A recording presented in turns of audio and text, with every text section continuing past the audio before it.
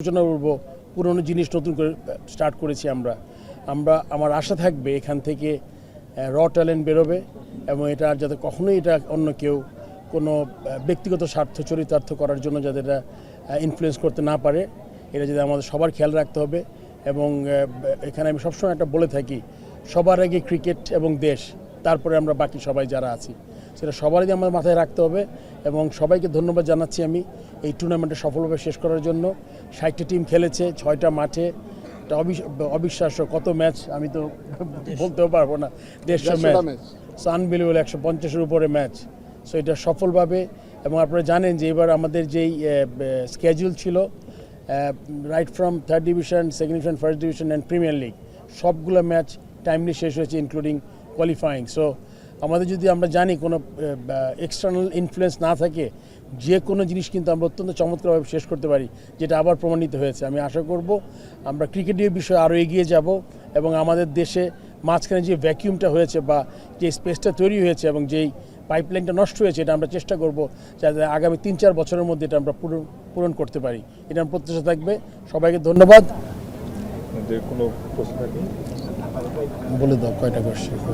অনেক ভালো কাজ করছিলেন আসলে কাউন্সিলের বেতন বাড়িয়েছেন সব কিছু ওভারঅল ভালোই করছিলেন কিন্তু অনেক বেশি আলোচনা হচ্ছে আপনাকে নিয়ে সেটার জন্য আসলে দায়ী কারা এটা তো বলা খুব মুশকিল কেননা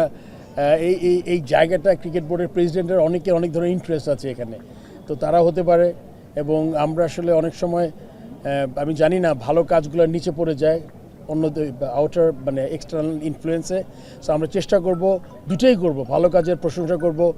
খারাপ কাজের সমালোচনা হবে এটাই কিন্তু স্বাভাবিক কিন্তু মাঝে মাঝে ভালো কাজগুলো নিচে চাপা পড়ে যায় এই খারাপ কাজের ভিড়ে সো আমরা চেষ্টা করব আপনাদের কাছে অনুরোধ থাকবে বিকজ আপনারা যদি সত্যিটা তুলে ধরেন এবং আনবায়াসলি কাজ করেন আমার মনে হয় যে এই মানে যেই মানে আননেসেসারি সমালোচনা যাতে আমরা মুক্ত হতে পারি এটা আমার সবার কাছে রিকোয়েস্ট থাকবে কেন আমি এমন একজন মানুষ আমি সবসময় বলি যে আপনারা যদি গঠনমূলক সমালোচনা করেন সেটা কিন্তু অ্যাকসেপ্টেড কিন্তু কিছু বিষয় আছে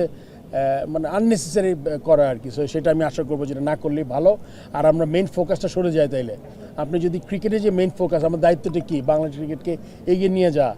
ওগুলাতে যে আমাদের ত্রুটিগুলো আছে ওগুলো আমরা তুলে ধরার চেষ্টা করবো প্রথম তারপরে বাকি কাজ ভাই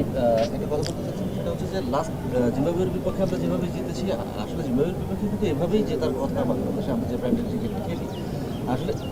বাংলাদেশের টেস্ট ক্রিকেটের ফিউচার আসলে কি আমরা যেটা দেখেছিলাম এর আগে মানে গ্রাসরুট লেভেলের ক্রিকেট আপনি যেটা বললেন যে একটা ব্যক্তির সাথে ইউজ করা হতো সেখান থেকে আসলে র ট্যালেন্ট ফুটে আসলে বলেই আছে পাঁচজন ক্রিকেটার বের হয়ে গেছে আমাদের একটা ভ্যাকুয়াম তৈরি হয়ে গেছে সেখান থেকে আমরা বের হয়ে আসতে পারছি না তো সাদা পোশাকের ক্রিকেটে যদি ভালো করতে হয় বাংলাদেশকে as a cricketer as a captain আপনার কি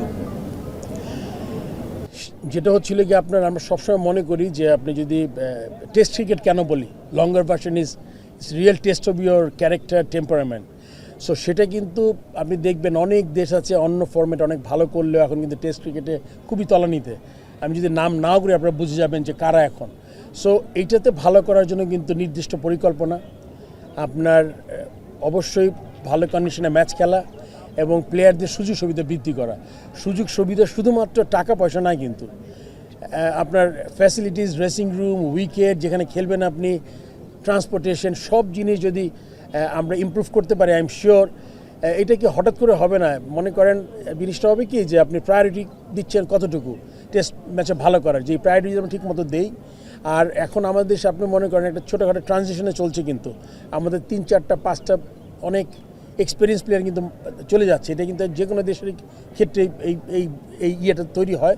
কিন্তু সেই ক্ষেত্রে যদি যারা পূরণ করবে তারা যদি ঠিকমতো আমরা তৈরি করতে পারি তাদের তাহলে কিন্তু এই আপনার যেই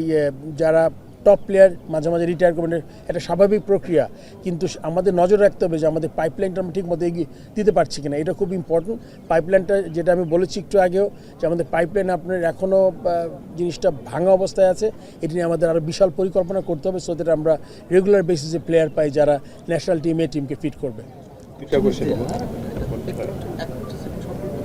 এই যে আজকে যে ছেলেগুলো হচ্ছে কেউ 550 রান করেছে অনেক উইকেট নিয়েছে এদেরকে নার্সিং করা এটা আপনি অত্যন্ত গুরুত্বপূর্ণ হয়তো মিস করেছে আপনার কোয়েশ্চেনটা প্রথম এটা খুবই গুরুত্বপূর্ণ সিসিডিএম যারা রেকর্ড রেখেছে এবং আই এম শিওর কেউ না কেউ খেলা দেখেছে, এদের থেকে একটা মানে আপনার ফিডব্যাক বা আপনার ওদের থেকে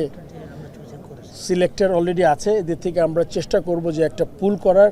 এটা 5 জন 10 জন করে 20 জন 30 জন এটা ওরা ডিসাইড করবে। বিকজ আমি যদি খেলাটা দেখি আমি বলতে পারবো না, বাট আমি পলিসি দিতে পারি যে যাদের নিয়ে আমরা যদি মনে করি ট্যালেন্টটা তারা যদি হারিয়ে না যায়, যদি যার এজ লেভেল মনে করেন যদি কেউ আন্ডার 15 আন্ডার 17 আন্ডার 19 ওই দিকে আমরা ওই লেভেলে ইনজেক্ট করতে পারি কি না, ওইটা হলে সবচেয়ে ভালো হবে আর কি। ঠিক আছে, দেখা যাক, বাকিটা তো পরিকল্পনা। সাম্প্রতিক একটা ঘটনা নিয়ে হচ্ছে ভারত দল আসবে কিনা বাংলাদেশে শঙ্কা তৈরি হয়েছে, ভারতীয় মিডিয়ার সামনে প্রকাশ করেছে, সেটার কোনো আপডেট আছে কিনা? আসলে ভারত এই মুহূর্তে আমাদের ওরকম করে কিছু জানায়নি। একটা পত্রিকার নিউজ আমি যেটা আপনি কথা বললেন শুনেছি, বাট ওরা কিন্তু পুরা ট্যুর কনফার্ম করেছে এবং আইটেনারি তৈরি হয়ে গেছে। আসলে আপনি সিচুয়েশনটা তো আমি এই মুহূর্তে বলতে পারবো না, বাট এই মুহূর্তে পুরা ট্যুর আছে এবং এটা নিয়ে কোনো কথা আমি শুনিনি যে এটা হবে না। আপনি জানেন যে আমি 2বার আইসিসি মিটিংয়ে, প্রথমবার তো বিসিসিআই সেক্রেটারি ছিল জয় শাহ, তার সাথে কথা বলেছি, ব্যক্তিগত রিকোয়েস্ট করেছি। পরের বার উনি যখন মিটিং করেছি তার সাথে, সে তখন আইসিসির চেয়ারম্যান হয়ে গেছে, বাট তার তো একটা ভালো ইনফ্লুয়েন্স আছে বিসিসিআইতে। নতুন যেই ওদের সেক্রেটারি দেবজিৎ সাইকিয়া, ওর সাথে কথা বলেছি, রিকোয়েস্ট করেছি। আমার মনে হয় তারপর আমরা একটা আইটেনারি পেয়েছি, আমার মনে এখনও এটা অন টাইম আছে, বাকিটা সময় বলে দিবে আর কি। আপনি মিডিয়ার ভূমিকার কথা বলছেন, আপনি নিজেও কিন্তু ফেস করছেন অনেক জায়গায়, খালেদ মহিউদ্দিন টকশোতে গেছেন আপনি, স্পেসিফিক যে অভিযোগগুলো আছে সেগুলো নিয়ে আসলে আপনার কি বলা হচ্ছে? বিশেষ করে যে ব্যাপারটা সবচেয়ে বেশি আলোচিত হচ্ছে সেটা হচ্ছে যে ফেসিস্ট রেজিমের সাথে আপনার একটা সম্পর্ক, সেটা নিয়ে আপনার কি বলা হচ্ছে? অভিযোগটা বুঝতাম না, কি অভিযোগ? ওটা তো আমি এক্সপ্লেন করেছি অভিযোগটা, ব্যাংক এটা যা যা। আর ফ্যাসিস্ট রিজম কিন্তু এটা মানে এটা ম্যাক্সিমাম ক্ষেত্রে বানানো, কিন্তু এটা আপনি দেখবেন যে এটাতে আমি দীর্ঘ কিছু আলোচনা করতে চাই। আমার ফ্যাসিস্টের সাথে কোনো সম্পর্ক নাই। ওই ফ্যাসিস্ট রিজমের সাথে যদি সম্পর্ক থাকতো আমি কিন্তু আজকে আপনার সামনে দাঁড়িয়ে কথা বলতাম না। আমি কিন্তু প্রেসিডেন্ট এই নতুন সরকারের। সো এটা কিন্তু আপনাদের বুঝতে হবে, নতুন সরকার যদি আমাকে দেখে যদি বিন্দুমাত্র কোনো সংশ্লিষ্ট থাকতো আমার, তাহলে কিন্তু আমি এখানে আসতাম না আজকে। ধন্যবাদ সবাইকে।